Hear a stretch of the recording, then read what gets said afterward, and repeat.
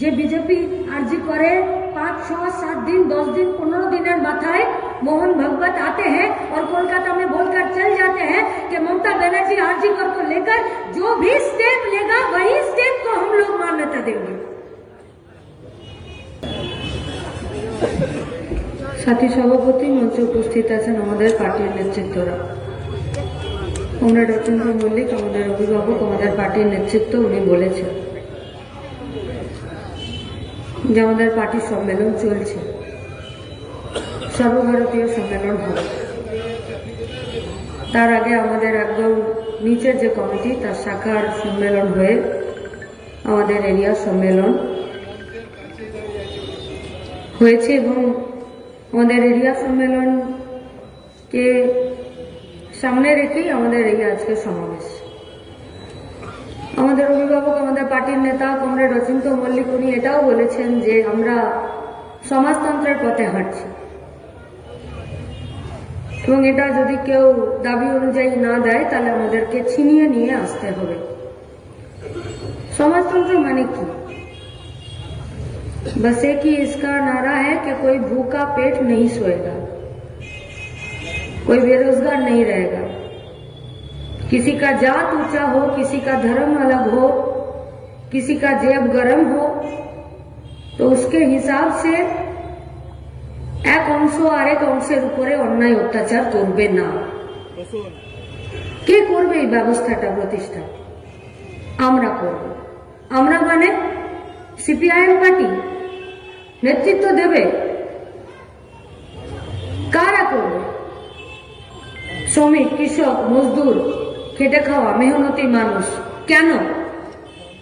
যে গতর খাটায়, যে ঘাম ঝরায়, যে মাথায় মোট বয়ে, তার অধিকার আছে। আর সেই অধিকারকে যদি প্রতিষ্ঠিত করতে হয়, সেই অধিকারকে যদি ছিনিয়ে নিয়ে আসতে হয় তাহলে নেতৃত্ব তাকেই দিতে হবে। তাকে নেতৃত্ব দিতে গেলে কি করতে হবে? তাকে নেতৃত্ব দিতে গেলে যে পরিবেশের দরকার সেই পরিবেশকে আমাদেরকে নিয়ে আসতে হবে। কি সেই পরিবেশ? গণতান্ত্রিক পরিবেশ। প্রকাশদা বলছিলেন কাটুয়ায় জমায়েত হলো, তৃণমূলের লোকজনরা এসে আমাদের জমায়েতকে ছিন্ন ভিন্ন করার চেষ্টা করছে। আচ্ছা, এটা কি শুধু তৃণমূলের চুনোপুটিদের কাজ? এই থ্রেড কালচার আজকে আমাদের ব্যানারে লেখা আছে 1 নম্বরে, এটা শুধু আজকে না, 2007-8 থেকে এই বর্ধমানের রায়না থেকে এরা শুরু করেছে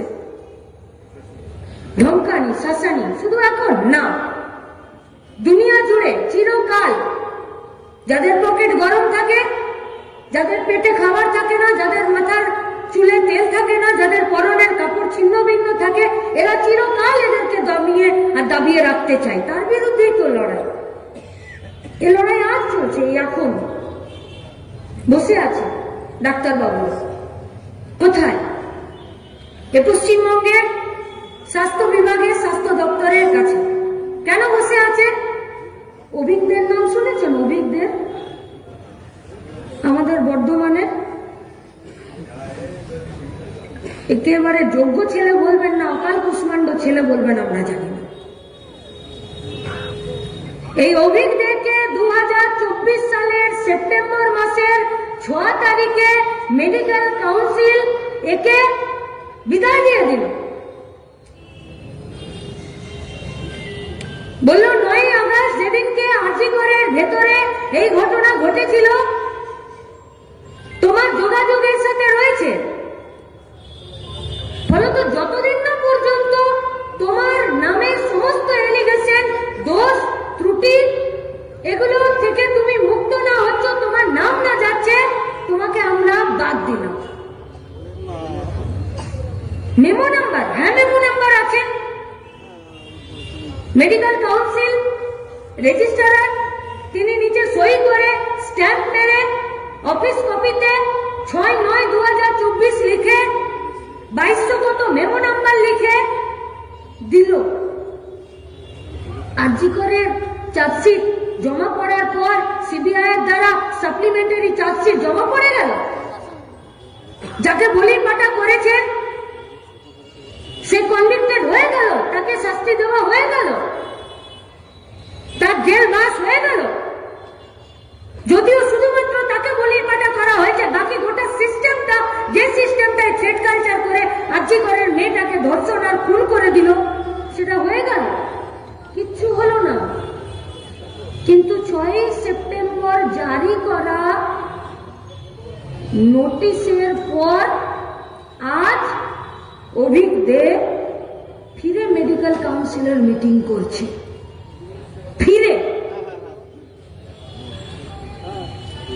আর 14 তারিখ রাত জুড়ে গোটা পশ্চিমবঙ্গের মায়েরা, মেয়েরা, দিদিরা বাচ্চা কোলে কাকে নিয়ে পর্যন্ত রাত জাগলো, বললো এই শোষণের, এই নিপীড়নের, এই অত্যাচারের বিরুদ্ধে আমরা দাঁড়িয়ে আছি। আর শাসককে সজাগ করলো, আর সেই শাসকই আজকে ফিরে অভিজ্ঞকে দিয়ে মেডিকেল কাউন্সিলের মিটিং করাচ্ছে। ফিরে সময় এসেছে। পশ্চিমবঙ্গের মানুষ আমরা রাত জাগবো, দিন জাগবো, ভোর জাগবো, বিকেল জাগবো, আমরা জানি না, কিন্তু আমরা এটুকু জানি এই সমস্ত অন্যায় থেকে চোখ বন্ধ করা যাবে না। আর আমাদের সম্মেলন, আমাদের পার্টি, আমাদের সংগঠন আমাদের সেই কাজই বলছে, আমাদের সেই কথাই বলছে। কতটা বিপদ ভাবছেন?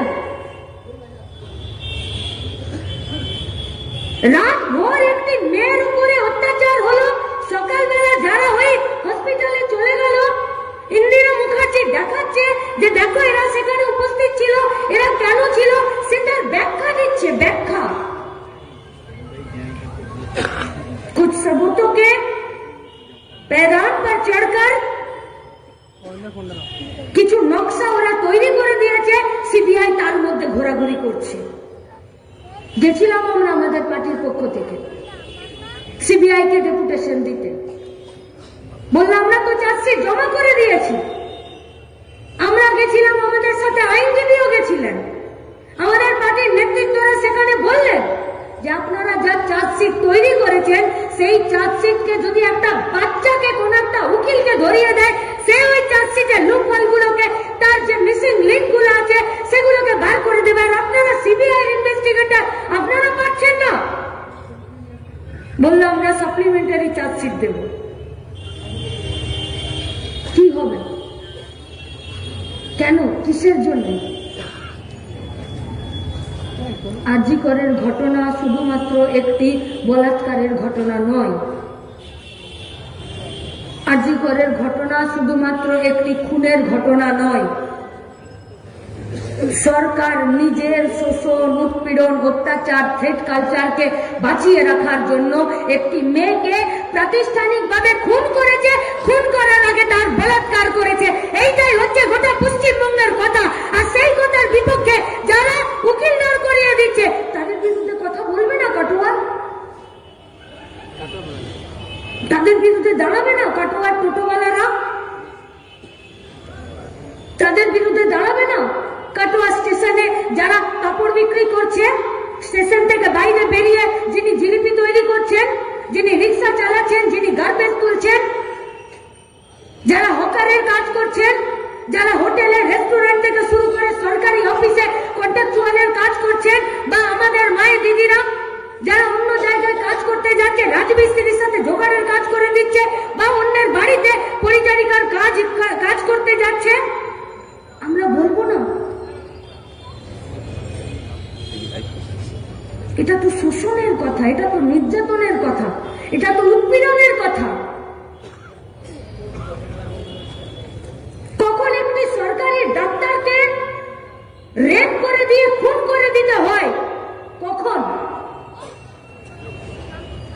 অত্যাচারের সীমানা যখন চরমে পৌঁছে যায় তখন।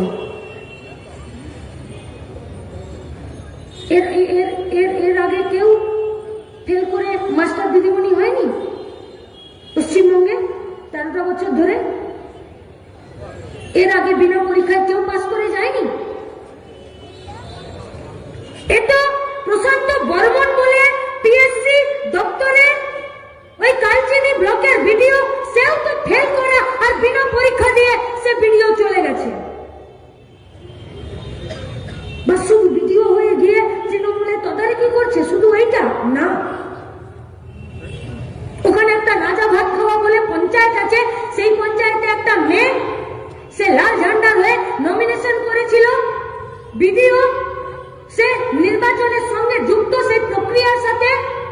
পঞ্চায়েতে যে বুথে ভোট হচ্ছে সেই বুথে ভোটের দিন ঢুকে গিয়ে যখন মেয়েটি প্রতিবাদ করছে যে ভোট লুট হচ্ছে, আর ভিডিও সামনে দাঁড়িয়ে আছে এই প্রশান্ত বর্মন, এই কালচিনি ব্লকের ভিডিও, এই সেই প্রত্যাশী, সেই নমিনেশন করা সেই ক্যান্ডিডেট মেয়েটির সাথে এই একই ধরনের ঘটনা ঘটিয়েছিল।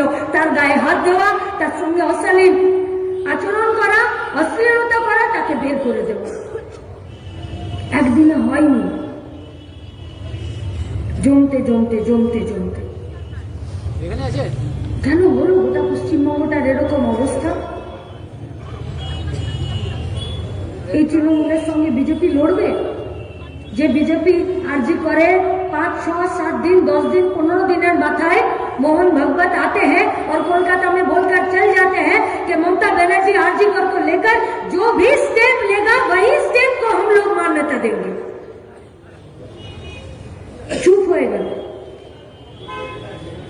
सब सुन गया बीजेपी দলটাকে। এই অত্যাচার একদিনে,